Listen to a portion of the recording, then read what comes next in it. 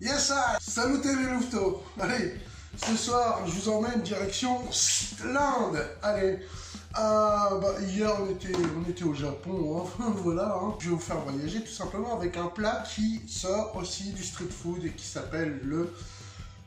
Oh, à chaque fois j'ai des noms comme ça, je vous jure, franchement.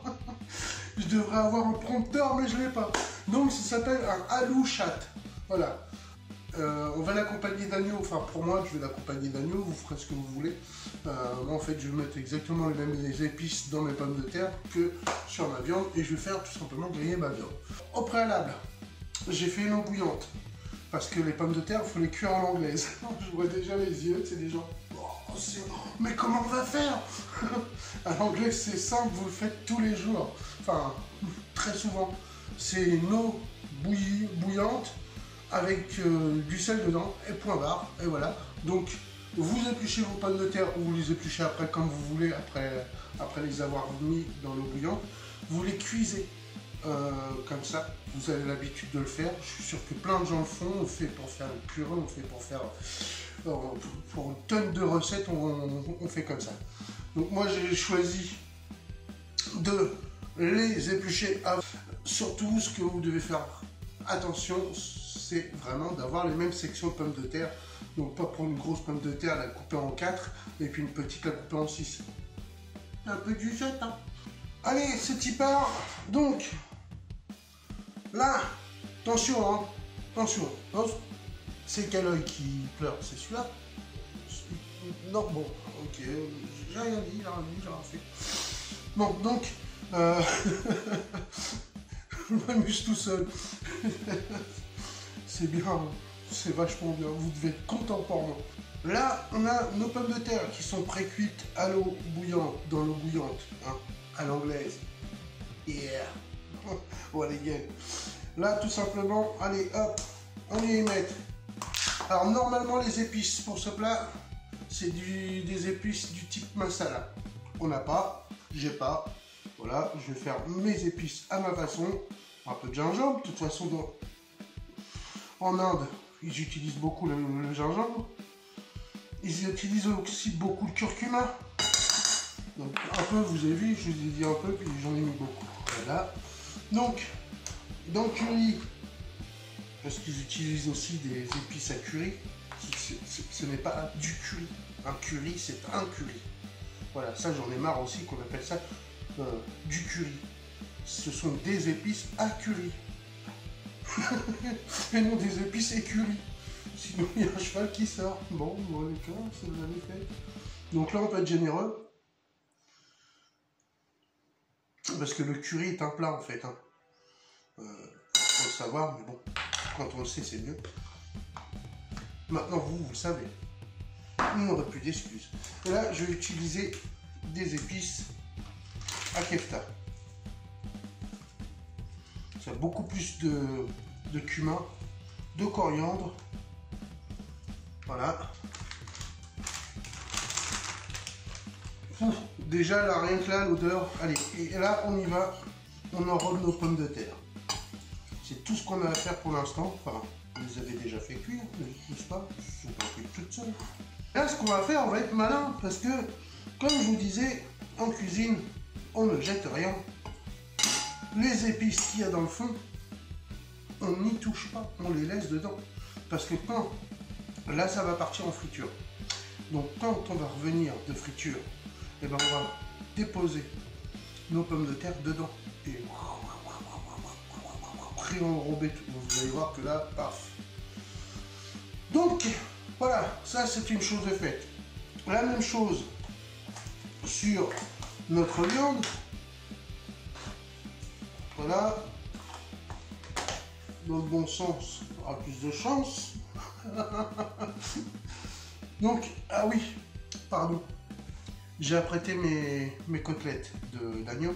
Je les ai trempées d'abord dans du citron vert et de la sauce soja.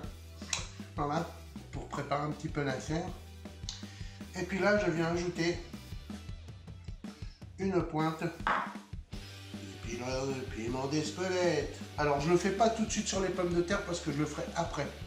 Parce que ça dégraderait trop le piment d'Espelette. Il serait dommage quand même de l'embêter celui-là. Il est très santé beaucoup. Hein. Allez, on y va, c'est parti. Bah, c'est parti pourquoi? Allez, on y va. Voilà, sur les deux faces de la viande, tout simplement. Alors, ce qu'il y a, tout est prêt. Tout est prêt pour la cuisson. Ah ben, on y va. On va cuire, allez. Allez, on reprend avec la cuisson, donc, dans une poêle, tout simplement du beurre demi-sel, par exemple, hein, et un peu d'huile d'olive. On vient laisser gentiment fondre ça. Pendant ce temps-là, on a allumé la friteuse, forcément, puisque nos petites pommes de terre vont aller se faire frire. Va te faire frire, toi. D'accord? Donc voilà. Comme vous avez vu, j'ai mis un tout petit piment dedans. Bah voilà. Ça, c'est pour moi, c'est mon petit péché mignon, les piments. Enfin, surtout les piments frits, alors là... I'm free! C'est pour ça que Stevie Wonder chantait cette chanson-là, en fait. Il faut que ça commence à être noisette avant de mettre la viande. Surtout, ne la mettez pas tant que le beurre n'a pas bruni un peu et n'a pas cessé de mousser, on va dire. C'est là qu'il devient noisette et c'est là justement où il apporte un intérêt. Donc vous voyez, là, mon beurre a légèrement bruni, pardon. Et ben là, tout simplement, je viens marquer ma viande. Alors d'abord, sur le côté où il y a du gras, n'est-ce pas? Comme ça. Voilà, impeccable. Alors pendant ce temps-là, bim, nos pommes de terre vont directement dans la friture. On y va. Donc là, ça y est, c'est parti.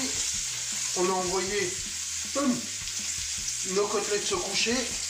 Tranquille, ils font dodo, on va pouvoir faire la fiesta. Hop là. Moi, j'aime bien faire ça. C'est comme ça qu'on récupère les suites de cuisson. Très important, ça.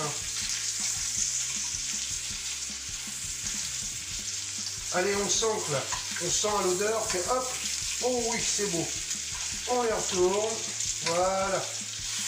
Et maintenant, on n'oublie pas de venir gentiment nourrir ces belles petites pièces de viande.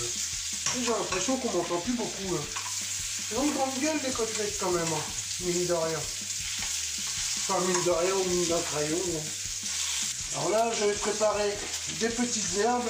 Je viens déposer un petit peu d'herbe comme ça sur mes côtelettes. Voilà. Tout simplement. Je leur donne 2 petits coups de beurre et c'est bon, je les libère. Parce que ça se mange rosé à cœur. Oh, quelle odeur! Allez, on les débarrasse. Il faut qu'elles reposent autant de temps qu'elles ont cuit.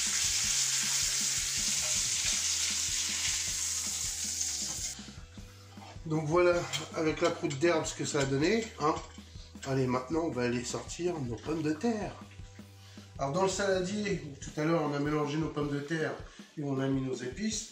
Là, j'ai déposé un petit peu d'herbe. Voilà, hop, pas plus. Alors, une fois sorti, tout de suite, hop, on sale, hop, et on vient y mettre une bonne petite poignée de persil. Voilà, on fait virevolter tout ça pour que tout ça s'amalgame autour des épices. Et voilà. Maintenant, on n'a plus qu'à dresser. Alors voilà, moi j'ai choisi de dresser dans une assiette creuse. Vous faites ce que vous voulez. Je dresse de mon côté et je vous reprends après. Et voilà. Allez, regardez les amis. J'ai juste dressé ça comme ça. Miam, miam, miam, miam, miam. Voilà. Bien les amis, j'espère qu'encore une fois vous vous serez régalés, que vous aurez appris des choses. Et n'hésitez pas à m'envoyer des commentaires. Je vous souhaite en tout cas un très bon appétit. Je vous dis à très bientôt pour pour une nouvelle recette. Allez, elle est là celle-là, hein. Yes, papa. Allez, bisous les louveteaux.